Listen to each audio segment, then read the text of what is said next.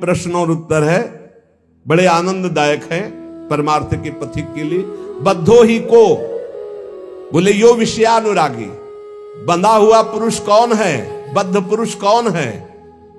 बोले जो विषयों से प्रेम करता है, जो विषय भोगता है, जो विषयों में सुख ढूंढता है, वो बंधा हुआ वो जन्म मरण को प्राप्त होता रहेगा।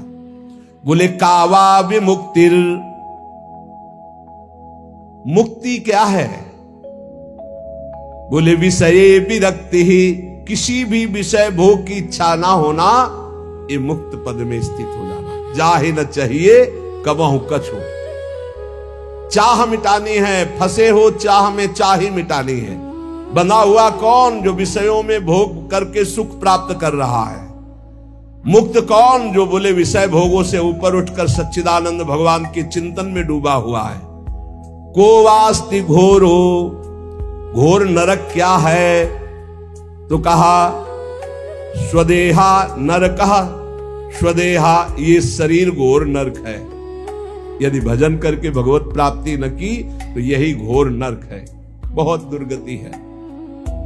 सच्ची मानिए, अभी आपके ऊपर कर्म दंड लागू नहीं हुआ, इसलिए मनमानी तुम्हारे खूब अहंकार बढ़ रहे हैं, खूब मनमानी कर रहे हो। रुपया है, पैसा हम सब कर लेंगे, अरे कुछ नहीं, चटनी हो जाओगे। काल का ऐसा प्रहार कि बड़े बड़ों को विध्वंस कर देता है। अभी शरीर छूटेगा, न बैंक बैलेंस चलेगा, न पत्नी, न पुत्र, न परिवार, न कोई। पिटोगे, जो कर्म किए हो नरक में जाके पिटोगे, फिर अन्य योनियों में डाले जाओगे। इसीलिए कह रहे, ये शरीर से राग मत करो, खूब परोपकार करो, खूब नाम जप करो, कमाई कर लो भगवान नाम की। को आस्ति घोरो, बोले नरका स्वदेहा, ये घोर नरक क्या है? बोले इस शरीर में आसक्त होकर गंदे आचरण करना। तृष्णाक्षया स्वर्ग पदम किमस्ति, स्वर्ग पद क्या है? बोले भोगों की इच्छा का नाश हो जाना। अब कोई इच्छा नहीं रही, भोगे हुए भोग को बार बार भोगने का नाम तृष्णा है। बोले अब कोई तृष्णा नहीं रही, बोले यही आनंद पद है।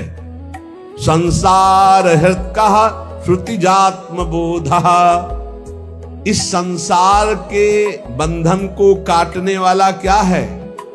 बोले जो आत्मज्ञान है, अपने स्वरूप का बोध है, वही संसार बंधन को काटता है। को मोक्ष हेतु कथिता स एव, मुक्त पद पर कौन विराजमान होता है? बोले वही जो संसार का राग त्याग कर अपने स्वरूप में स्थित है, भगवान के भजन में स्थित है। द्वारम किमेकम, कौन सा द्वार है जिससे नरक जाया जाता है? तो बोले नरकस्य नारी, जो पराई स्त्री की तरफ काम भाव से देखते हैं, पराय पुरुष को काम भाव से देखते हैं, अर्थात दूषित भाव से दूसरे शरीरों की तरफ देखना बिल्कुल पक्का नरक का सर्टिफिकेट है।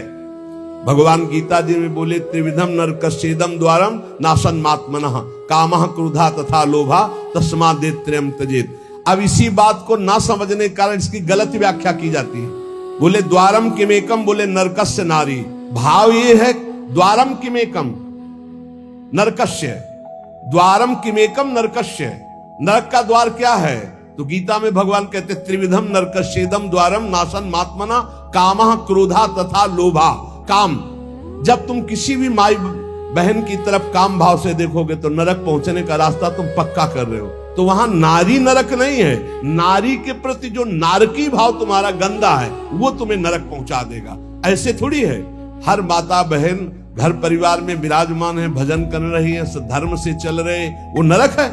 नहीं, नरक है तुम्हारा भाव जो ऐसी माता बहनों में काम भाव रखते हो, गंदी वासना दृष्टि से देखते हो, वो तुम्हें नरक पहुंचाएगा। अब जब उसकी भावना नहीं समझ में आती ना, भजन है नहीं तो भावना कैसे समझ में आवे? तो बोले द्वारम किमेकम, तो आधा करके बोला नरकस्य नारी। और प्रश्न क्या है? द्वारम किमेकम नरकस्य, तो बोले नारी, नारी के प्रति जो काम भाव, त्रिविधम नरकस्येदम द्वारम नाशन्मात्मना कामः क्रोधा तथा लोभा, ये तीन नरक के द्वार है, काम क्रोध लोभ। शास्त्र के आंतरिक भाव को समझे बिना शब्दार्थ का जो भाव निकाला जाता है वो गलत है। जब तक आप अंदर नहीं डूबोगे उस बात को नहीं समझ पाओगे। बोले का स्वर्गदा प्राण भ्रता महिंसा, परम सुख देने वाली बात क्या है? बोले किसी की हिंसा मत करो, किसी को, ये जैसे मांस खाना दूसरे जीवों, ये तुम्हें नरक पहुंचाएगा। किसी की हिंसा मत करो, किसी जीव को कष्ट मत पहुंचाओ। सेते सुखम कस्तु समाधि निष्ठो, सुख में कौन सोता है? बोले जो परमात्मा स्वरूप में स्थित है, पक्का। ये शरीर के कष्ट, ये शरीर के दुख छू भी नहीं सकते, ऐसी स्थिति होती है भजन करने वालों की।